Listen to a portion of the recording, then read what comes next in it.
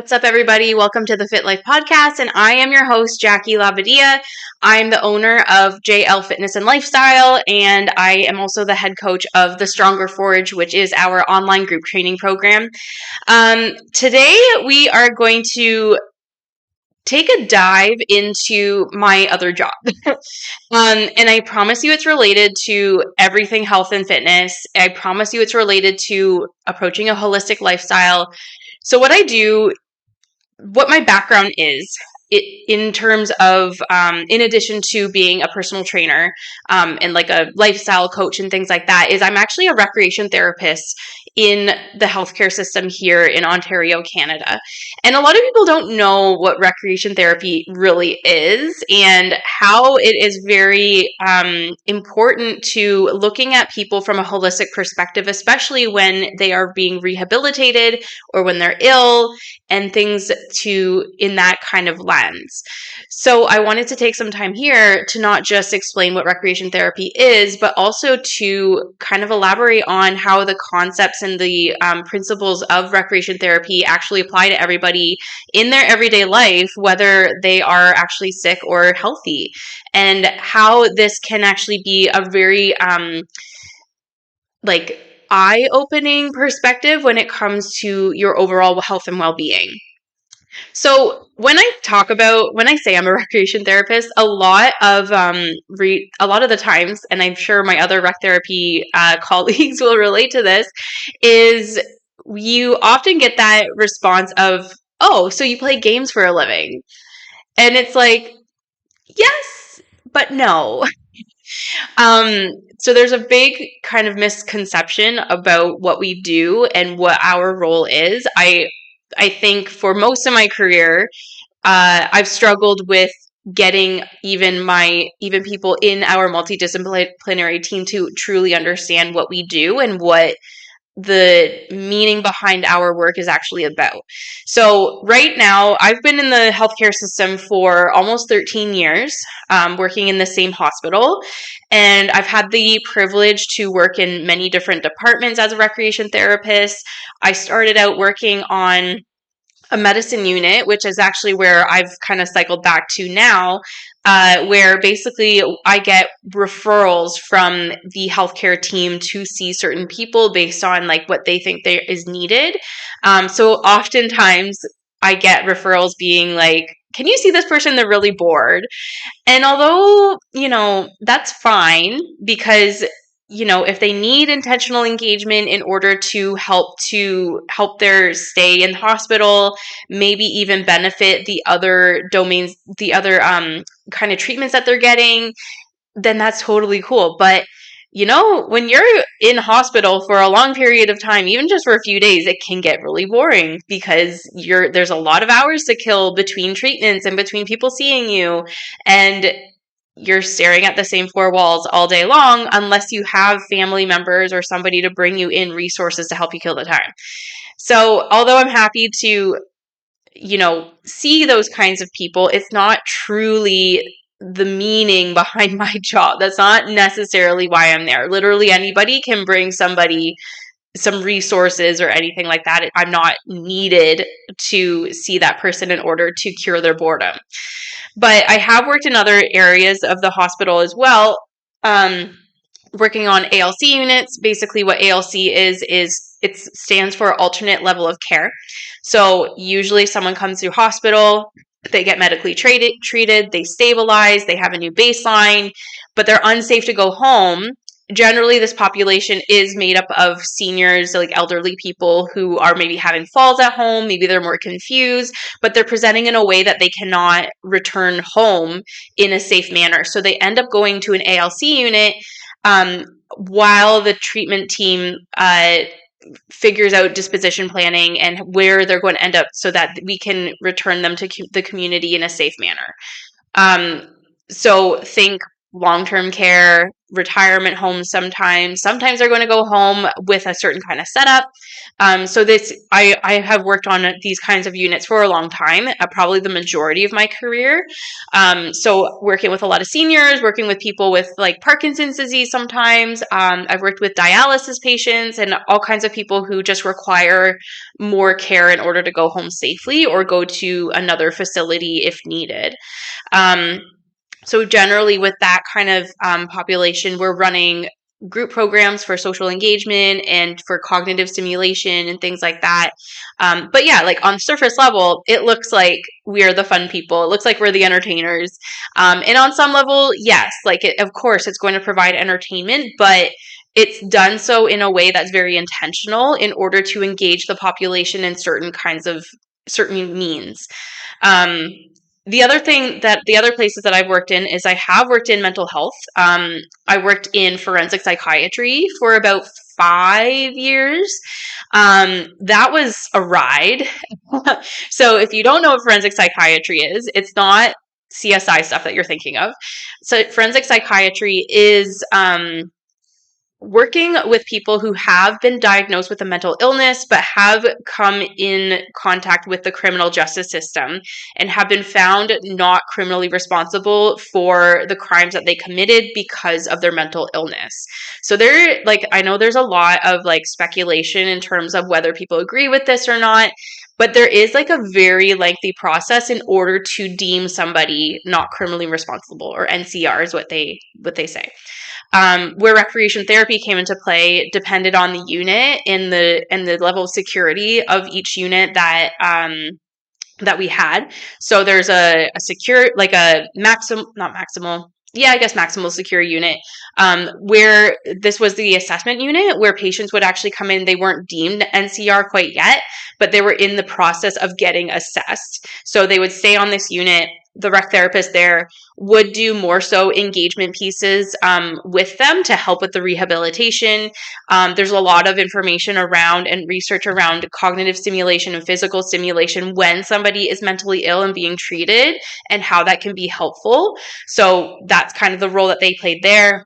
Then we had like a medium secure unit where kind of the same thing, but a little bit of a mix between those on unit kind of programming versus helping them to transition off the unit to see whether they were safe to go off the unit to themselves and to other people, sometimes even into the community, but as like we would be their we would supervise them out in the community kind of thing.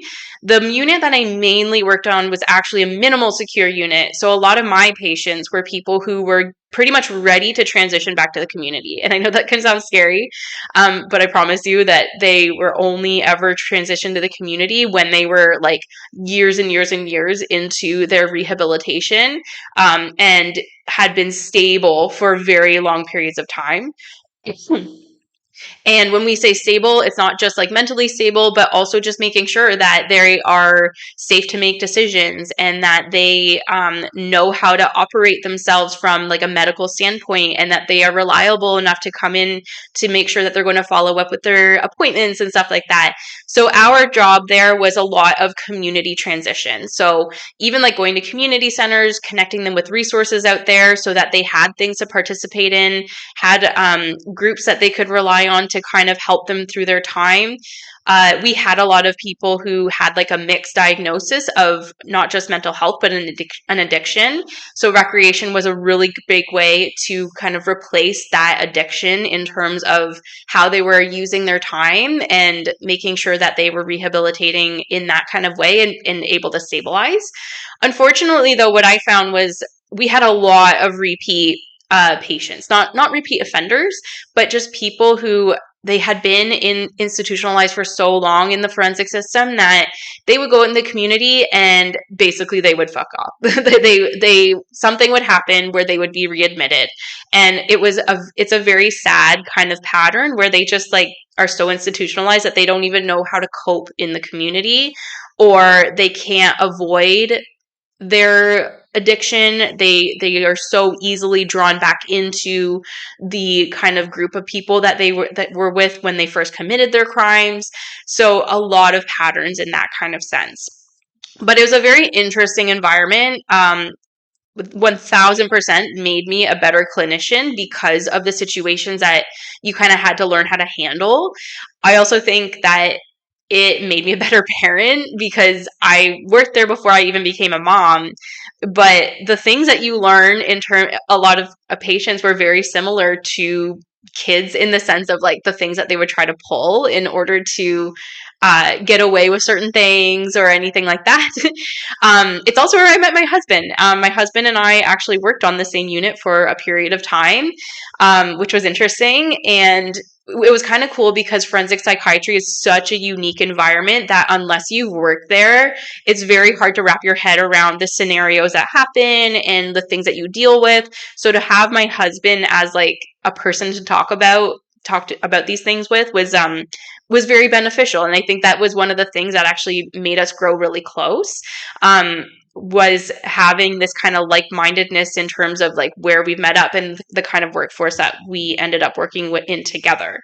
I even had a little stint too where I worked in outpatient mental health, and this is where it was not forensic patients; they were just generalized mental health patients who benefited from getting connected to community resources, having somebody to like oversee their engagement and helping them to meet those goals. So I had a little stint doing that too, and that was also really interesting. Um, so yeah, I've been kind of all over the map, and it kind of gives you like a broad picture of like where rec therapy can really be utilized. I also have worked in a handful of long-term care like nursing homes as well, which is where you'll see most recreation therapists, and that has a lot more to do with the resident bill of rights, which is something that is placed in nursing homes in Canada. I'm assuming in the United States as well, where, it's just like things that these nursing homes need to abide by in order to keep our residents safe and to give them a good quality of life. And that's where recreation therapy kind of comes in that sense too. Excuse me. So I'm getting into this because February is Recreation Therapy Awareness Month. So I thought, it's not just about the rec therapy piece, but the fact that I am a health and fitness coach, and a lot of what we focus on is health and well-being and even improving quality of life, because that is where health and fitness can really be a really, really, really amazing tool. And it ties so nicely into recreation therapy. But also in the same token, like on the flip side, recreation therapy can really feed into the health and fitness piece as well by allowing you to expand your understanding of what health and well-being really entails when we look at it from a whole picture, holistic perspective. So that's why I kind of wanted to go into this and to tell you about the things that we focus on. And this is also the lens that I can look at my clients at as well. And I think that kind of sets me apart from some other coaches who don't have healthcare experience, who haven't seen the other side of um, like like health in terms of illness and what these pieces can look like, and why health and fitness needs to be kind of used more as like a preventative tool before people get sick. We don't want you to be sick and overweight and everything before you start health and fitness. We want you to do it before that happens. And there's so many reasons why like that is so important to understand, and don't wait until you have weight to lose. Like start now so that you don't get to that place, or at least you have a better handle of it and understanding if that ever happens. And these concepts are applied not just to people who are ill, but for people who are healthy and want to prevent themselves from getting ill. So it's not just about the physical perspective, but I'm going to go into the different domains of health that we actually focus on in recreation therapy, and why that's important to see them like as like a big puzzle, so to speak. So what recreation therapy actually is, aside from a healthcare profession, is what we use is activity, movement, engagement, creativity, leisure, social connection, and meaningful challenge.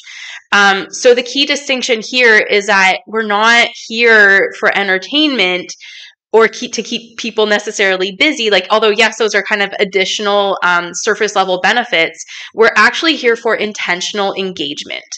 And why this is so important is because when you go into the healthcare system, when you are somebody who is ill and you go into the hospital and you're being seen by doctors and nurses and occupational therapists and physiotherapists, all of these people telling you what to do in order to get out, sometimes what they don't necessarily, oh, and I'm not saying that these professions are missing anything, but their job isn't this part. Their job is their one kind of piece of the puzzle. And sometimes what fails in the healthcare system is seeing the person for who they are, and not just for their illness. And sometimes what's happening too is we see people who are coming in who got really, really sick and all of a sudden are like acutely aware that when they go home, things are not going to be the same. And we need to remember that when we are stripped of the things that we are used to having and we are used to being able to do, that is a huge blow to our identity and the person that we know. So where rec therapy comes in is making sure that we can still see that person, and so that we can still make sure that we can help them reach those goals and have the same kind of quality of life, in spite of the fact that they might have other kind of detriments that have occurred because of an illness. So if for example, I'm trying to think of a patient that I've had. I know that I've had a patient who came in with all of a sudden like acute symptoms of like not being able to walk, and her gait changed and she was incontinent, and they couldn't even figure out what she had. And she was cognitively there. She was not confused. And like the emotional turmoil it was taking on her, not knowing what was going to happen and not knowing where her disease was going to take her, or even what it was, caused her so much distress. And when we worked with her, we did things like and you get to know them, right? That's part of my assessment, is not just looking at their illness, but getting to know who they are as a person. What did you do for a living? How many children do you have? Were you married?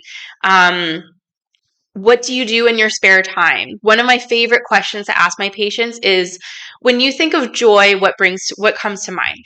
Because the amount of the plethora of answers that I get is so meaningful, especially when it's like a spitfire kind of answer, like whatever comes to your mind first. What brings you joy?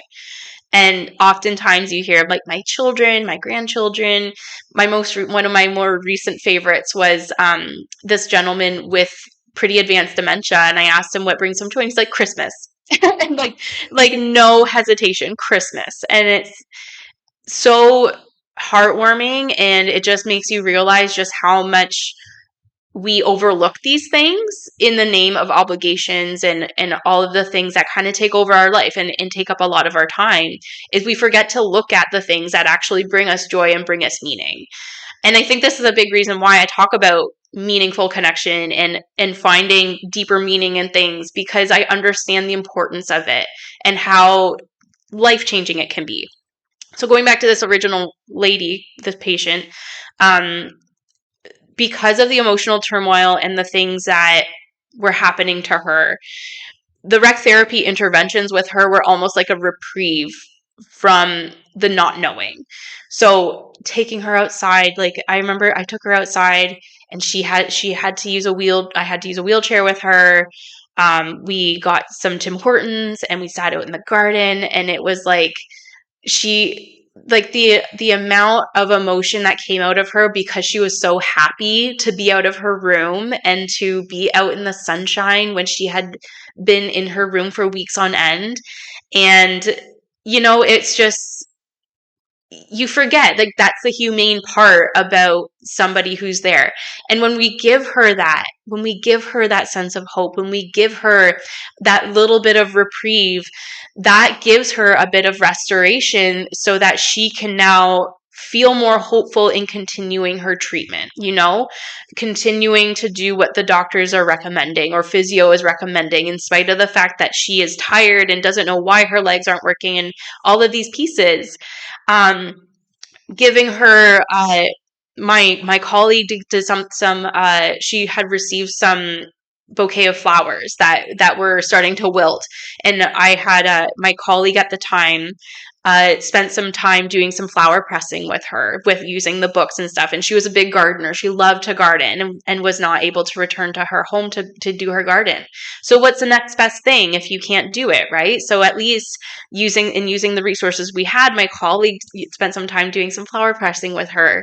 And then the next day that I was in, she told me all about it and was so excited to see what they were going to be like.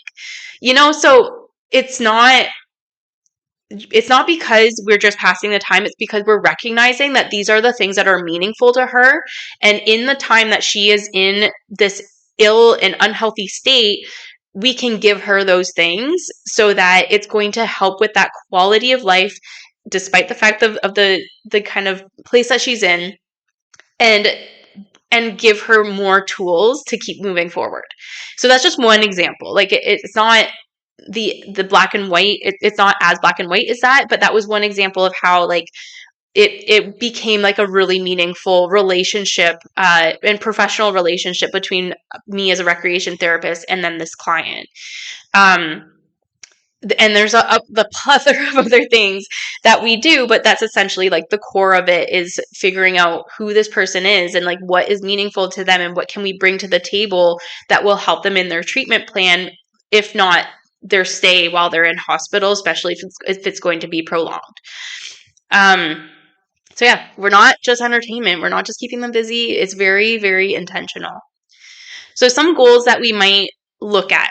We look at what we call the 5 domains of health. So we look at improving physical well-being, we look at improving cognitive functioning, we look at improving emotional regulation, we look at improving social health, and we look at improving like the overall quality of life. We also might even touch on spiritual health as well, depending on the patient, or at least at the very least connecting them to spiritual resources, depending on their background in that. So yeah, so it's not, there's a major misconception that rec therapy is about filling time, and it's not. It's not just filling time. It's not just distraction. It's not like passive enjoyment. There is like much more deeper meaning to this, and making sure that we are in alignment with the client and who they are and what their ultimate goals are. So it's therapeutic, purposeful, and really clinically purposed for that reason. Humans, when you think about human beings in general, we really are wired for movement. We're wired for novelty, challenge, connection, and meaning. And without these, that's where our quality of life can really start to decline, when we're kind of neglecting those things. And this even applies to people outside of illness. And the thing is, we live in a society now that requires so much demand on our obligations that it's so easy to let these pieces kind of slip through the cracks. So I think that's where these kind of principles and these concepts of recreation therapy can really be applied, because it's not just looking at what you're doing in your day-to-day life, but it's also recognizing who you are. And that's a huge piece of recreation therapy, is figuring out who this individual is and what makes them who they are, and what are their likes and dislikes and interests and goals, and like what's meaningful to them, and all of these parts, because that's what makes them the individual. And recreation therapy, I feel like, to be honest, is probably one of the most individualized, like person-centered disciplines that is in healthcare. And I'm not saying that other disciplines aren't, but it's literally the purpose of our job is to figure out who that person is at their core being. So that's where like I wanted to bring the principles of recreation therapy into like identity exploration, because I feel like I personally, in my personal opinion and my observations of society today, so many adults have like an identity disconnection, and that is what takes away from their quality of life. And it's because we are so immersed in our obligations that if those obligations were taken away, we would have no idea who we are. When you ask somebody, who are they? What are they going to name? They're going to name what they do for a living. They're going to name whether they're a parent or not. They're going to name like whether they have, like, so these are obligations. And although, yes, we in generally, for the most part, people choose their obligations. Like, you choose your job, you choose to be a parent, and you can find a lot of meaning in these obligations too. But also, your role through life is going to change. There's going to be a time when you're going to be retired and you're not going to have that job anymore. There's going to be a time where you don't need to be an active parent because your kids have grown up and left. So who are you outside of those responsibilities? What gives you meaning? Like, what brings you joy just because it brings you joy? What lights you up? What's your passion? Like, what are those things that make life meaningful outside of those pieces of yourself, outside of those obligations and responsibilities that you have? So, although I don't think immersing your identity in obligations is necessarily wrong, but I do think that if those are your only pieces of identity, you're going to find at some point in your life that there's a big gap between, like, in that area outside of your obligations. You're not going to know what to do with your time when you're retired. You're not going to know what to do with your time when your kids leave the nest. So it's really important to understand and to explore these things so that you have a deeper connection with yourself. And when you have a deeper connection with yourself, you're going to bring yourself a better quality of life and you're going to give yourself more meaning. So yeah, so that's where those gaps kind of are. And the possible consequences of not exploring these things is feeling disconnected, feeling kind of repetitive in life, and feeling kind of flat, feeling like kind of empty despite having a busy life, like feeling like there's just something missing.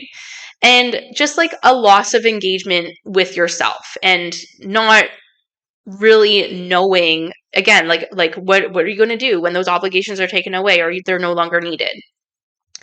So yeah, I would recommend to anybody who's listening to this, like, who am I outside of my obligations? Like, who are you? That's a really hard question. And I think that it just goes to show that when we look at the pieces of ourselves, so what was I saying before? Like the movement, novelty, challenge, connection, and meaning, it's very like common to neglect those pieces of ourselves because we're so immersed in those obligations. So, yeah, I think that's a great reflection question to start with yourself if you want to apply these concepts and allow yourself to explore them. Like, who are you when no one needs anything from me? And what genuinely engages you? What genuinely energizes you and challenges you and makes something feel meaningful? And what I mean by meaningful is like, it's like that inside excitement that you get when you think about it. And you're excited to get challenged by it, or you're excited to tweak it a little bit so that there's some more novelty. It could be not just one thing, but like many different things that you can explore for yourself. And I think this is a big reason why.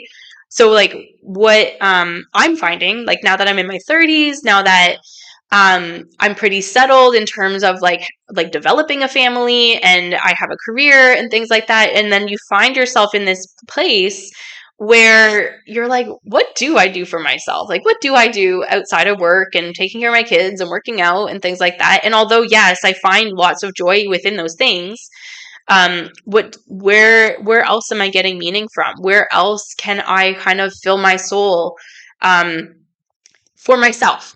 And that's the thing, is like it's purely for myself and for my interpretation of having a meaningful life. And what I'm finding is that, and I think I kind of alluded to this a couple episodes ago, was that authenticity, right? Like that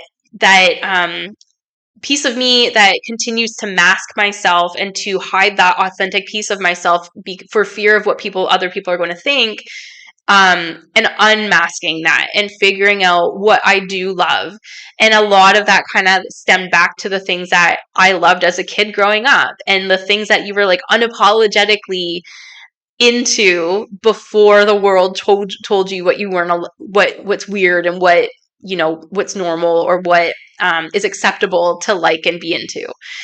So I think that's like kind of a cool way to see how growth can be eye-opening, is that when we explore these parts of ourselves and ask ourselves these hard questions, what comes up, and like, is it part of this like inner child exploration, like going down that avenue, and what would my inner child like? And I do think that on some level, that kid that we were before we were influenced by the rest of society is a true form of our inner selves and who we are outside of our obligations, you know? So when I look back at myself as a kid, and I'm singing and dancing in my room, and I'm drawing, and I'm writing poetry, and I'm reading fantasy novels, and I'm playing outside, and like finding joy in all of these pieces, that's the girl that I want to get back to. That's the person that I see myself as outside of my obligations. There was also a part of me, I remember like my 13-year-old self finding God and and reading about him to other kids in my class unapologetically. And I moved away from that. And again, like I talked a couple episodes ago about refinding my spirituality again. So I think there's something to be said about exploring when you ask yourself this question of who am I outside of my obligations. I think a big answer could be start by looking at who you were as a kid. And what did you like? What did you want to do when you were a kid?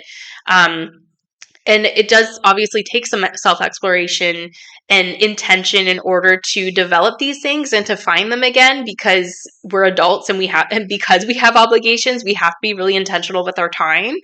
That this is where I think it would be a very good start to look at. Um, so yeah, humans are meaning-seeking creatures, right?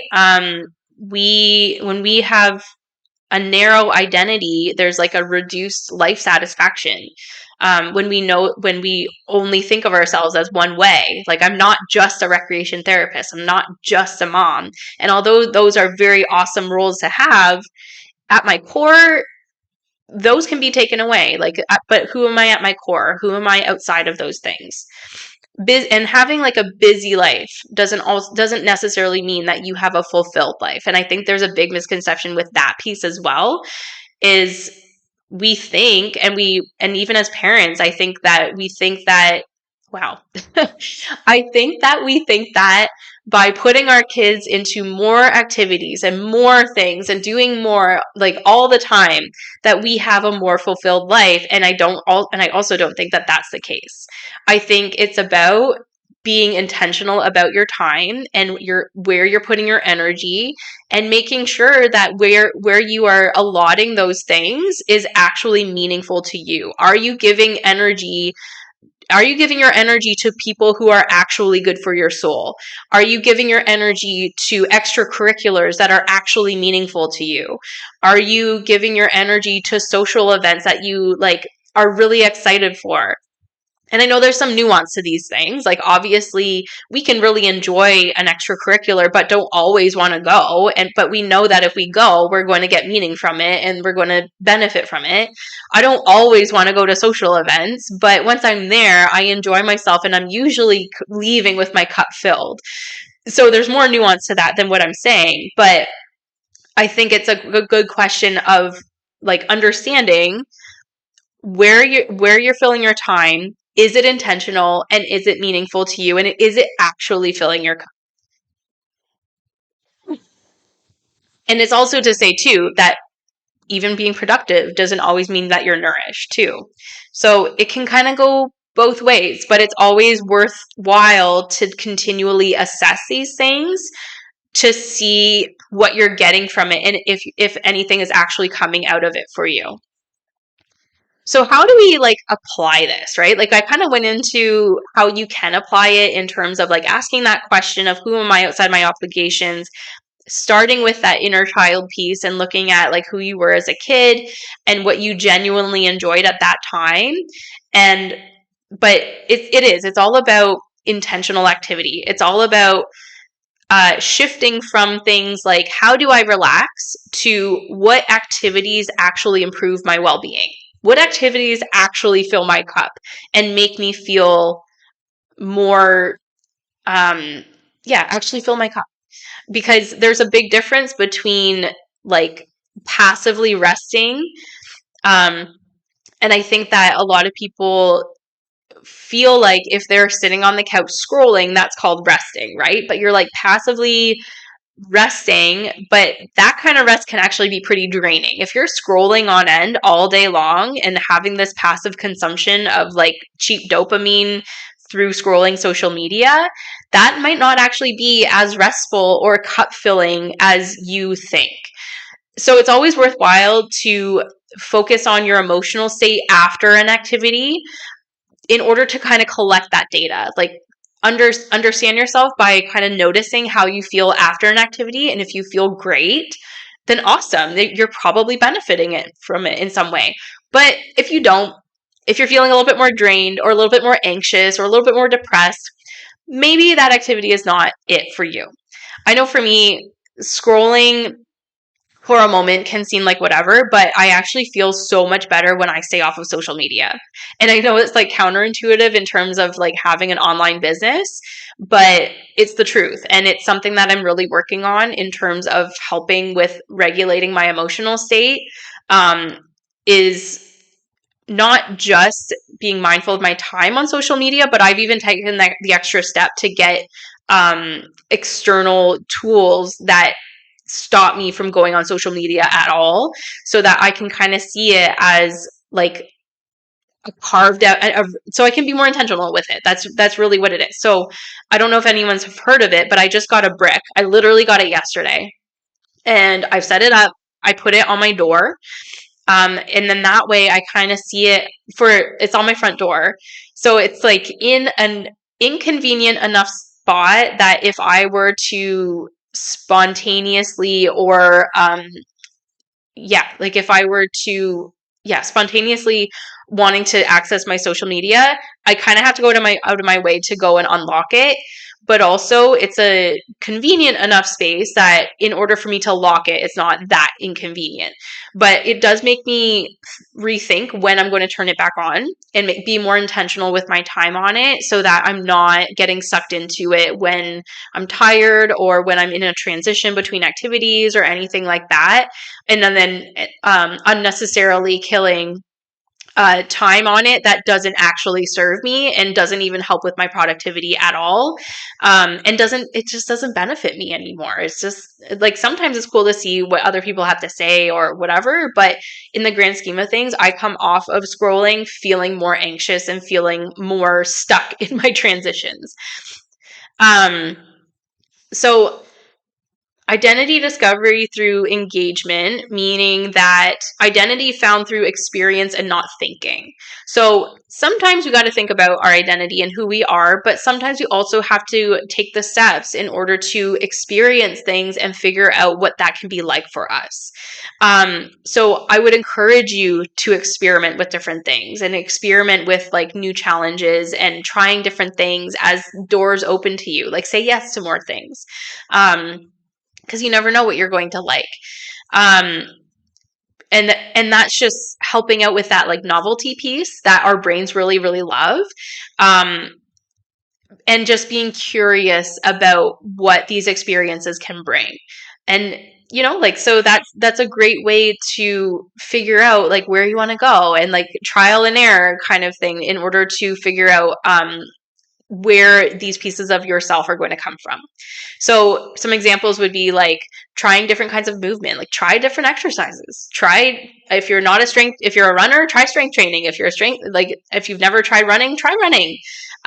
If you want to try a group class or a sport or something like that can be something that can be really engaging from a physical standpoint, but also cognitively stimulating, potentially gives you some social interaction, and discover things about yourself that you may or may not like. Finding creative outlets. So for me, my business is actually a pretty creative outlet for me. And I've kind of like shifted my thoughts around my business in terms of I'm not relying on it as my main source of income, but I am seeing it as like a passion project. I love health and fitness. I love this shit. I love sharing with people the things that I know and my experiences, and guiding them and all of these things. So it gives me a creative outlet about something I'm really passionate about and really lights me up. Like, this really is what my business is all about. But it took some time for me to get there. It took some time for me to figure out that this is actually like a really creative process for me. And this is a great way for me to like have that kind of stimulation. Learning new things, hey, you haven't taken a course in a while, haven't read a book in a while, pick one up. Try learning new things, because this can stimulate so many more ideas. This can like light a fire under your butt. And these are things that drive us forward. These are things that make us find different connections within ourselves, even with other people, by finding things that we really enjoy, or even connecting the dots between what you're learning and like something else that it could apply to. So there's like just so many things that you can do. Learning a new skill, if there's something that you've always wanted to learn, like seek it out, or like pull up a YouTube video, try it out. Like stop, get off your phone and learn something. Like it's a great place to start. And then exploring. I think we don't appreciate the world around us enough. And as much as, travel is great, and that's definitely a form of exploration, but I feel like we take for granted the things that are around us. One of my favorite things to do with my kids is to go hiking, because not only do we all get the benefit of being in nature, but my kids love it. And it's just, when you have like a free afternoon with no time constrictions and you can just go and wander, it is so therapeutic for me, but also just a way to like express gratitude and to appreciate what's around you, and to learn new things from your kids, and to teach things to your kids, right? Having that time to explore and to view things from a different light and a new light is very beneficial, and just kind of like opens up the doors of the things that you might love and might have forgotten about. So we also want to acknowledge too that there's a big difference between meaningful engagement and passive escape, right? So entertainment versus restoration, like a entertainment, like watching a movie or a show or whatever, scrolling, that's a sign of passive escape. It's not generally something that of course, like passive escape has a time and a place. It's a way to like shut your brain down. It's a way to like just focus on something else. But it's not the same thing as meaningful engagement. So as much as we enjoy entertainment and movies and things like that, it's also not something that will necessarily be restorative to your self-connection and quality of life, because it doesn't require you to be meaningfully engaged. So there is a big difference in balancing those kinds of activities. It's important to imbalance those kinds of activities in your life, and make sure that that's not all you're doing is escaping through these different activities, but also finding activities that do bring you joy and do bring you meaning. And like watching a TV show or a movie is stimulating in its own way, but it's not nourishing per se. And I mean, I don't want to say that as a black and white thing, because it can mean different things to different people, but knowing the difference between just straight up stimulation versus nourishment is a big difference, and just making sure that we understand that difference and keep tabs on that as we're collecting that data through experience is also an important piece to really highlight. So active participation is often more regulating than stimulation is, or passive escape. Excuse me. Your brain thrives on variation. So I think like we like different things. Like we like routine, but we like variation. And I think there's a difference there. Like that routine can still happen, but variation still can happen at the same time. But there is a big like neurological benefit to small novelty. So things like, I gave that example of taking my patient out of her room. That was a novelty for her, right? Because she wasn't staying in the same room for the entire time. So changing your environment, can be very beneficial from a neurological standpoint. So paying attention to your environment, paying attention to where you spend most of your time, and switching it up. Get your butt outside. That's a big neurological development. That's that's giving yourself some novelty, because now you're switching yourself up from being inside to getting some fresh air and some sunshine. Helpful, right? Uh, New routines can be helpful. Like, I feel like it depends on the person, but obviously I think new routines kind of come naturally because life changes and routines need to change in order to accommodate that. But I think that's also why some people might have a difficulty sticking to routines because they just want the novelty of a new routine and the excitement. But on some level, we need to maintain the same routines for self-regulation, because we do like knowing what to expect in that sense. But when we do switch routines, that can also give us some neurological benefit as well. But yeah, this point is about the fact that when we introduce new things to ourselves, like the skills that we talked about, like changing environments, like learning new things, like bringing variety into our day-to-day routine, those little like micro changes can give us a lot of benefit as well. Not something that I would like necessarily really prioritize if I'm really trying to figure out my own identity and really trying to like dig deep into this, but something to keep in mind, and something that might just happen naturally too. But it's worth noting that switching it up can be really beneficial in order to maintain that excitement and give us that novelty. We also want meaningful challenge. So humans tend to deteriorate in prolonged comfort. And there is a lot of research about people who have goals are usually the happiest people. They're usually the people who are finding the most meaning in life and having a good quality of life. So I think something that is also worthwhile to ask yourself is, am I under challenged? Am I physically under challenged? Am I mentally under challenged? Am I creatively under challenged or socially under challenged? What is going on here, right? And this is like an ongoing assessment, is asking yourself these questions. So we also want to protect our identity breadth, right? We want to like have multiple identity anchors because that creates resilience. So when we're not just a parent or professional or caregiver, but we're also something like, I'm a mover, or I love to work out, I love to learn, I love to create, I love to explore, I'm an athlete, whatever.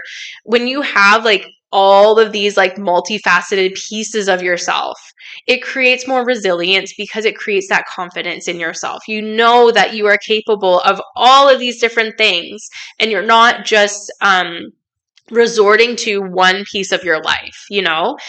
We are like complex beings, okay? Like we bring a lot to the table. So for us to only focus on one thing in our entire life when we are a complex being, I think just downplays your own potential. And when you're not fulfilling that potential, you're missing out on so much. Like there's so much quality that you could have if you like challenge yourself to fill that potential. So we also want to just understand too that your quality of life doesn't just happen. You have to build it. It's not something that is just purely out of luck or purely based on personality. It's largely based on your daily engagement patterns.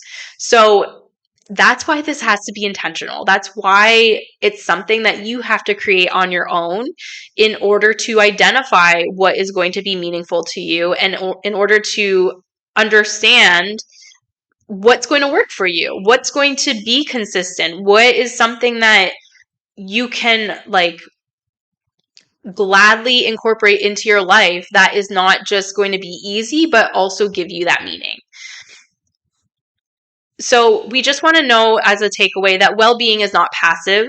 It's built through being intentional. It's built through movement, engagement, novelty, challenge, connection, and meaning. And we want to see it from a holistic perspective. We want to know that we are challenging ourselves from a physical, cognitive, spiritual, emotional, and social perspective, and know that those things are fulfilled. And you're not always going to be fulfilling all 5 things all at once, right? Like some things are going to be traded off for other things and all of those things. We have to have realistic expectations, but it's always worthwhile to kind of assess from that perspective to kind of understand what potentially could be missing if we're feeling those gaps in our identity. So, final message here. You are more than your responsibilities. Your quality of life improves when your identity expands and when you place connections in different pieces of your life outside of your obligations. If you can, we want to design our days intentionally based, obviously, like obligations might take up a good chunk of our days, but what are you doing outside of those obligations? How are you spending your time? Are you only spending your time watching TV and scrolling? Because is that really a meaningful life? Is that really meaningful connection to you? Is that really things that are speaking to your soul and lighting your fire? And your where you are engaging, where you are placing your attention is really important. It's not something that is extra or something that can be overlooked, but is really foundational to the kind of life that you could potentially be living. So I think these are very powerful and difficult but powerful points that if we can nail them down and really understand how we're spending our time and how that's impacting us and how that's impacting our own relationship within ourselves, we can really see and understand how much more we can improve our quality of life and what potential is actually there. So anyway, I hope that was helpful. I hope this was enlightening in the sense of thinking about your health and well-being in a different light and seeing it as like a whole picture perspective and understanding that there are many different pieces to the puzzle that make up one big picture, and that recreation therapists essentially help build that puzzle piece. We essentially help make sure that people aren't just medically treated or managed, but are being treated as client-centered individuals as they deserve to be as human beings. So anyways, if you know a recreation therapist, make sure you thank them because it is Recreation Therapy Awareness Month, and we want to make sure that this profession doesn't go unnoticed or misunderstood.